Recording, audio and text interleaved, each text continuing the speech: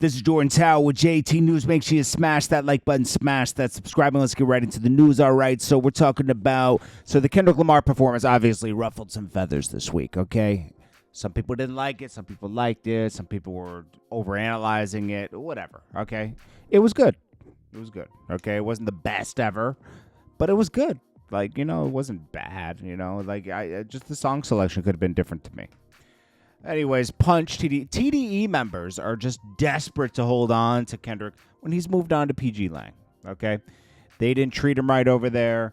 He didn't feel like he was getting enough of a cut. That's just the facts. And there was friction, whether you believe it or not. It was a business friction. They've put put all that aside, but it's never going to be the same. Once you start looking into your paperwork and seeing, this hasn't been as fair. You can all admit TDE hasn't been the same for the past couple of years, right? Okay, so Punch, failed rapper Punch. I gotta say that because it's true. Okay, seeing all the commentary surrounding the Super Bowl performance is showing that we lost sight of what we've always fought for, to be who we are as an artist of the culture. Since when did we want to fit into mainstream? All right, so, that's basically his thing, being mainstream. I'm not going to read his whole, book he wrote about it. But it was Kendrick's performance. That was what people have to realize. Kendrick was picked. It's not his fault he performed, okay? He was picked by Jay-Z. And when you're picked, right, you get to put your performance together and you pay for it. Kendrick paid for all that stuff himself. The NFL doesn't give you a budget. They don't pay you to perform. It's a weird system where everybody has to pay for their own set.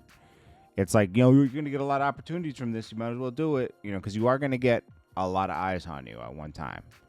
And that's how the NFL looks at it and they treat it. I think they should get a budget, to be honest with you. But if they change it now, then they'd have to refund everybody in the past, right? So that's why they don't change it. I think he kept it simple, nice, and it looked good. So the set designer... he picked a good set designer. I think it looked nice.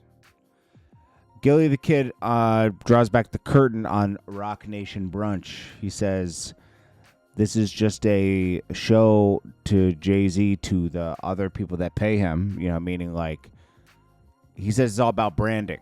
He says, look, I can control all these guys and make them show up for pictures. They don't get it. He made a good point.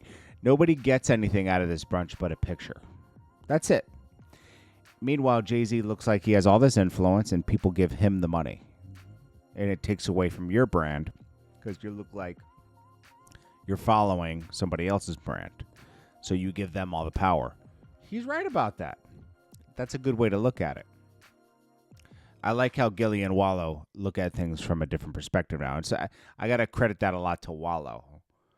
Wallow's just, he thinks outside the box. I would like to know what books he reads, too, because, he definitely has a different perspective on life since he's come home from jail. Then we got Rihanna and A$AP Rocky. They show up for closing arguments for his case. She brings her kids there. Megan Kuhn reports Rihanna just walked in the courtroom here in Los Angeles during the prosecution's closing argument in A$AP Rocky's gun assault trial, and she's with her and Rocky's 2 young sons. Yeah, so we'll see. I think he's going to beat it because he has such a great lawyer, and they've put enough doubt in the air. But you never know because, it is just a simple assault charge that carries a lot of time. It carries more time than a lot of murderers get, to be honest with you. But moving on. Kanye. Kim Kardashian remembers, she didn't speak about this recently, but it's being re-brought up when she recalls when Kanye West's personality changed during their marriage. She opened up about struggles she faced in the past, and she went through their relationship with her sister Chloe and explained how difficult it was to see someone she loved go through major changes. They were unable to live with the new version of them. She just refers to Kanye without saying his name. She says, that's the hardest part. I've been there. When you don't foresee something happening that really changes a person's personality, and they're not the same person. You can't ever get that person back, but you can't live with a new person. It's tougher when you don't want your marriage to end off of personal reasons, but circumstantial change that force your marriage to end. I don't think anybody blames her at this point. I've seen how Kanye acts now. It would cost anyone emotional distress and a lot of stuff. So, and it would cause your children to be in danger with his views, and stuff like that. So, yeah, I mean, and you know what, she lets the kids be around him and everything. It's not like she's keeping the kids from him. It's a cool situation. It's not cool, but cool. Apparently, Sensori, his new wife, we don't even know if they're married, but they're separating supposedly. You know what? I think it's just too much.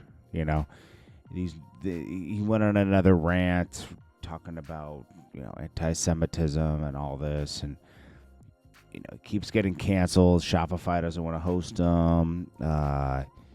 He's losing brand deals. I mean, how could she ever thrive being a model or anything when nobody wants to work with anything near Kanye? That's why Ty Dolla $ign's gotten away from Kanye as much as possible, because in the past couple of days, because it's just crossed the line where it's too much, So anyways, next up, we got 50 Cent response to Boosie performing at Big Meech's party. Boosie recently on one of his streams said, yes, he's going to go to the party, gave the man his word, he's going, even though there's a lot of evidence pointing to the possibility that Big Meech instructed Tammy Cowens to become a confidential informant with the feds and set up Cuffy and others to reduce his time. Boosie says, I like Boosie. Bossy, call him Bossy. Boosie. Always did. But when you see the doc, he gonna be like, oh my gosh. And Boosie says, nah, I'm doing this show for free, y'all. You think I would charge someone who just came home? Just think I'm heartless. Boosie, you're the only one that's going to be doing it for free. Maybe a few others. Maybe like T Grizzly and some others. Little Baby's getting paid. 21 Savage is definitely getting paid. Bro, that's just... They might take a price reduction. They're getting paid. That's a day they could be... They're doing it on Thursday for a reason, too. That's a day or... but still. They got to go down there. They got to fly down there and everything. They're going to get paid. They didn't even tweet the show out. I think Boosie and Rick Ross are the only artists that did that. Let me see. Boosie. He has he only has a few IGs because they took so many of them. I don't even see him posting the flyer. He's just going. No flyer. See, nobody posted the Big Meech show flyer at all. Nobody cares. Nobody cares, bro. Let's see. Torrance Hatch IG. Yeah, this is definitely his.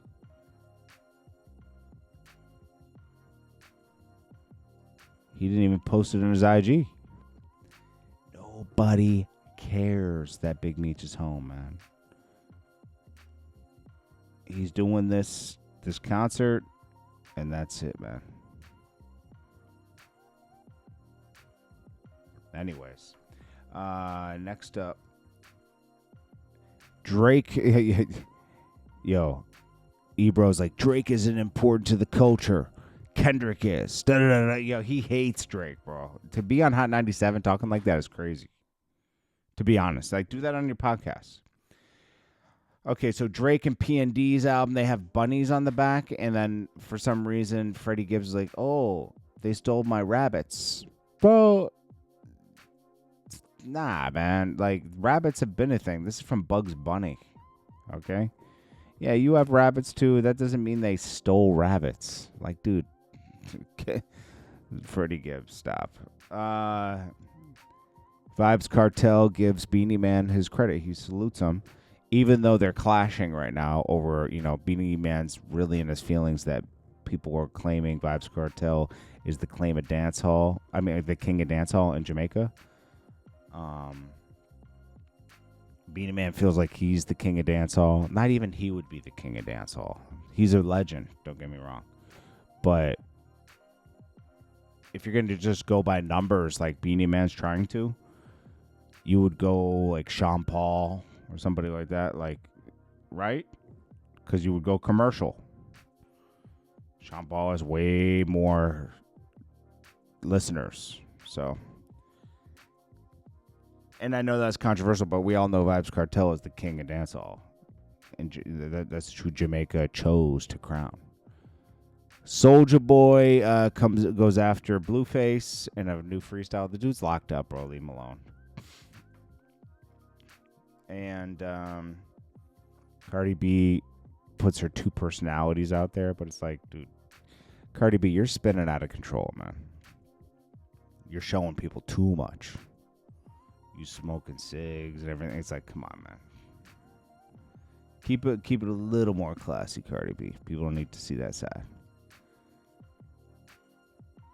Even though, people like the raw talk of Cardi B, but then I do too. But like, smoking cig, you might as well take a poop too. Go show everyone you taking a poop. Jordan Tower, JT News. Smash that like button. Peace.